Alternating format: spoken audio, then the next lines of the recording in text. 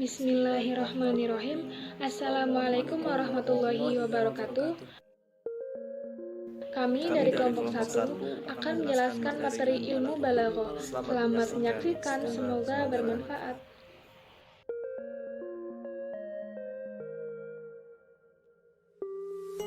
Perkenalkan, nama saya Merdita Rizky Nikma Maula dengan NIM 1908304087.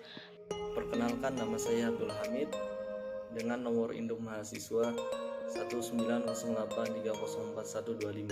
Nama saya Ahmad Nurul Alam dengan NIM 1908304097. Pengertian ilmu balaghah. Secara etimologi berasal dari kata balaghah yang artinya sampai atau ujung. Balaghah berarti sampainya ide dan pikiran yang ingin kita ungkapkan kepada lawan bicara dengan hasil pertimbangan kesesuaian makna-maknanya dan situasi serta kondisi saat ungkapan itu terjadi. Ungkapan yang syarat dengan balaghah muncul hasil olah pikiran yang tidak sederhana, keterlibatan emosi, rasa, pemilihan diksi yang tepat, dan imajinasi yang kuat adalah beberapa unsur dalam keilmuan sastra. Balaghah salah satunya. Aspek yang penting untuk diketahui dalam ilmu balaghah adalah yang pertama, balaghah al-kalam, ungkapan yang baik dan benar yang sesuai dengan maksud yang ingin disampaikan. Kemudian yang kedua ada balaghah al-mutakalim, yaitu orang yang dengan jelas menyampaikan ungkapan itu. Dalam ilmu balaghah, kedua aspek tersebut sangat menentukan ketepatan dan kebenaran suatu ungkapan dari seorang pembicara. Objek pembahasan ilmu balaghah mencakup segala aspek yang berkaitan dengan penyusunan kalimat yang baik dan benar dalam bahasa Arab, sehingga menghasilkan kalimat yang sesuai dengan objek yang dibicarakan dan dapat dipahami oleh pihak penerima pesan. Keberadaan ilmu balaghah dalam tatanan kumpulan ilmu Arab sama seperti keberadaan huruf dari jasadnya. Keberadaan ilmu balaghah dan kaidah-kaidah yang tertuang dalamnya sangatlah penting. Kepentingan tersebut disebabkan oleh beberapa aspek. Di antaranya adalah yang pertama, ilmu balaghah merupakan perangkat alat yang dapat menghantarkan seseorang kepada pengetahuan tentang i'jaz Al-Quran. Kemudian yang kedua, ilmu balaghah merupakan salah satu sarana yang dapat membantu seseorang yang masuk ke dalam Al-Quran, terutama para mufassir, dalam memahami kandungan isi Al-Quran dan pesan-pesan yang terdapat di dalamnya. Sejarah ilmu balaghah. Bagian yang pertama, ilmu balaghah pra-Islam. Orang-orang Arab jahiliyah praturunnya Al-Quran telah dikenal sebagai ahli sastra yang kompeten. Mereka mampu mengubah lirik-lirik syair atau bait-bait puisi yang mempesona, yang menunjukkan kesadaran dan keahlian mereka dalam bidang sastra yang bernilai tinggi. Kehidupan orang Arab sebelum praturunnya Al-Quran mempunyai karakter yang erat berkaitan dengan bahasa dan keindahannya. Kehidupan mereka yang selalu dilandasi atas dasar membanggakan keturunan, kedudukan, bahasa, dan lain-lainnya mempunyai efek terhadap bahasa, yang mana mereka sangat membanggakan sekali bahasanya.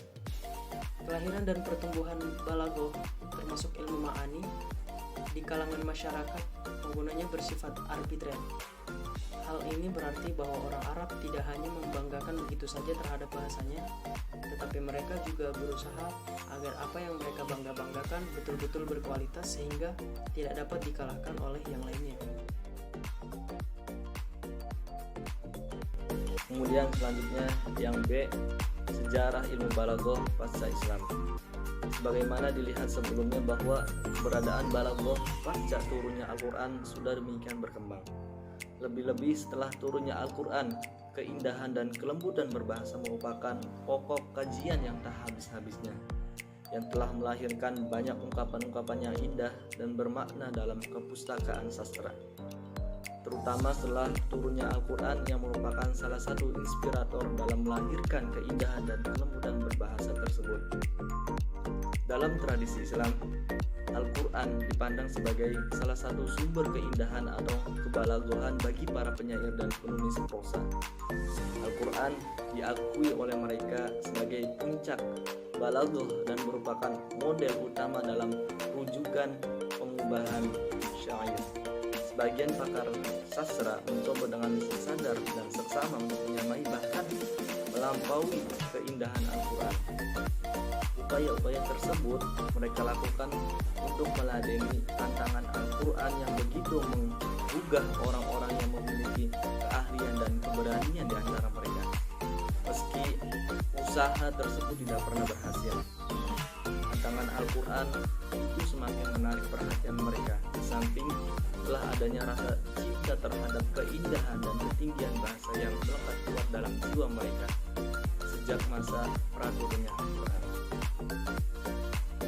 Perkembangan balaghah yang semakin baik tersebut ditandai dengan munculnya para tokoh yang kompeten dan karya-karya besar mereka pada abad ketiga Hijriah, seperti Abu Ubaidah, Ibnu Qutaibah, Ibnu Hasan Ar-Rumani, Al-Faro, dan Al-Jahiz. Ibnu Ubaidah menyusun sebuah kitab tentang majaz Al-Quran yang bernama Ilmu Majazil Quran.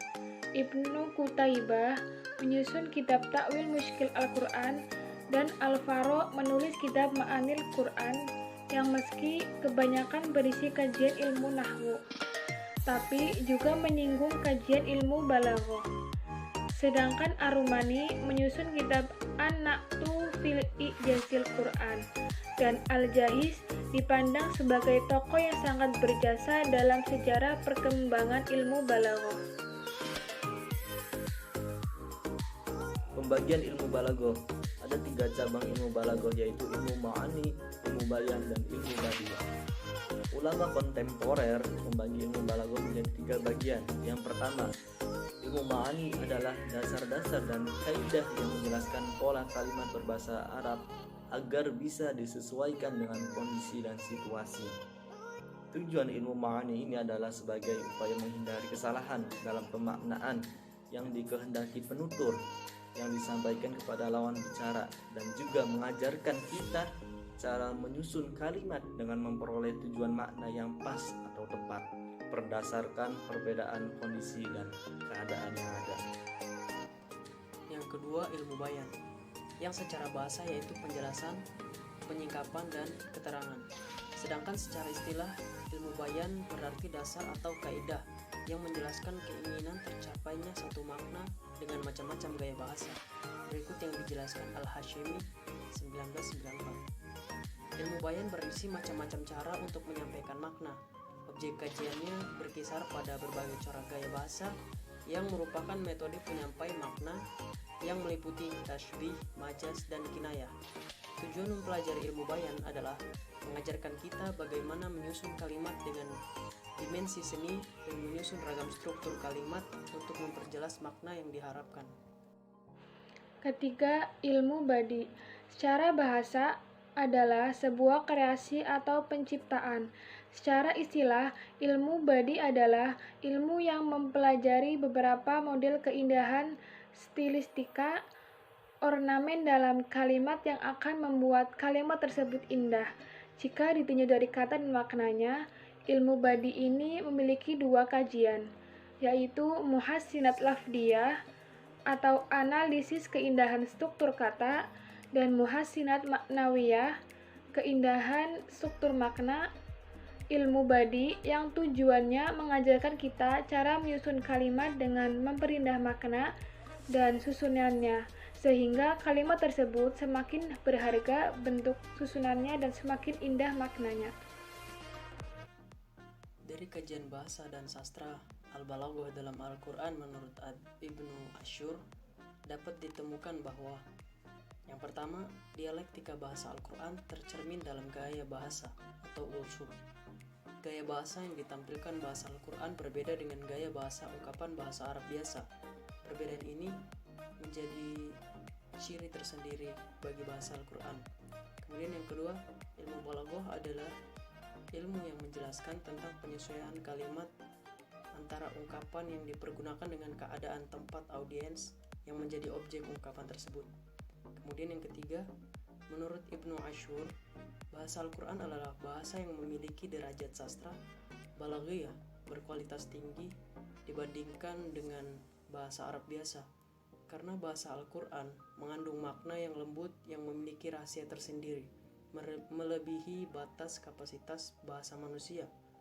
Menurutnya, para ulama telah melakukan kajian ini melihat nilai sastra dalam bahasa Arab non-Al-Quran dengan cara membandingkan dengan bahasa Arab Al-Quran. Hasil kajiannya menyatakan bahwa bahasa Al-Quran memiliki nilai sastra yang lebih tinggi dibandingkan dengan bahasa Arab biasa. Kemudian yang terakhir, tujuan penyusunan ilmu sastra, ilmu balaghah, sebagai upaya untuk menjelaskan keunggulan bahasa Al-Quran dibandingkan dengan bahasa Arab biasa. Tanpa ilmu ini rasanya sulit untuk mendeteksi kadar dan rahasia makna di balik ungkapan sebuah bahasa. Selanjutnya teman-teman, kita akan membahas mengenai pentingnya ilmu balaghah terhadap kajian Al-Quran. Yang mana di sini ada yang namanya fungsi interpretatif. Nah, fungsi interpretatif ini adalah penggunaan ilmu balaghah dalam menjelaskan dan menerangkan maksud-maksud ayat Al-Quran. Maksudnya apa? Jadi peranan fungsi ini sangatlah dominan dalam upaya pengkajian makna-makna teks Al-Quran. Sebagaimana yang dilakukan oleh Abu Ubaidah dalam kasus ketidakpahaman dengan Ibrahim bin Ismail tentang maksud uslub tasbih dalam ayat 65 surat As-Saffat. Fungsi argumentatif. Yang dimaksud dengan fungsi argumentatif ilmu balaghah adalah suatu fungsi yang dilekatkan bagi ilmu ini dalam upaya memperkuat atau menolak pendapat yang sudah ada tentang Al-Quran berdasarkan bukti-bukti tertentu. Oleh karena itu, perhatian terhadap kajian kebalaghan ini sudah selayaknya menjadi perhatian serius umat Islam, terutama pemerhati kajian dan diskursus Al-Quran. Bahkan Abu Hilal Al-Askari memandang kedudukan ilmu balaghah sangat strategis dan utama. Ia menempatkannya dalam urutan kedua setelah ilmu yang berkaitan dengan ma'rifatullah atau teologi yang mesti mendapat perhatian serius. Keberadaannya harus dijaga dan diperhatikan lewat pendidikan berkesinambungan. Karena siapa saja yang melalaikan keberadaan ilmu balaghah, pasti ia tidak akan mengetahui sisi kemukjizatan Al-Quran, baik dari sisi keindahan susunan lafal, keunikan struktur kalimat, maupun keindahan-keindahan lainnya yang berhubungan dengan sisi dan maknanya. Iya teman-teman, jadi kesimpulan dari kelompok kami, kelompok 1 mengenai ilmu balaghah ini, yang pertama yaitu ilmu balaghah secara kenyataan itu bukanlah bahasa khusus orang-orang muslim dan bukan satu-satunya bahasa agama Islam. Tetapi ilmu balaghah adalah bahasa yang paling dominan digunakan dalam Islam karena kaitannya dengan keberadaan Nabi Muhammad SAW sebagai orang Arab dan Al-Quran yang diturunkan dalam bahasa Arab. Kemudian yang kedua, ilmu balaghah adalah salah satu unsur kajian bahasa Al-Quran yang merupakan kitab suci agama Islam dan merupakan sumber ajaran dan hukum Islam. Maka dari itu, untuk memahami dan mengkaji isi dan kandungan Al-Quran dibutuhkan berbagai macam ilmu-ilmu yang berhubungan dengannya, seperti berbagai cabang ilmu tafsir, usul fikih, nahwu, balaghah, dan lain-lainnya, yang kesemuanya itu tidak terlepas dari bahasa Arab. Demikian video presentasi dari kami. Kurang lebihnya mohon maaf. Jangan lupa jaga kesehatan ya teman-teman. Tetaplah produktif di masa pandemi sekarang. Terima kasih. Wassalamualaikum warahmatullahi wabarakatuh.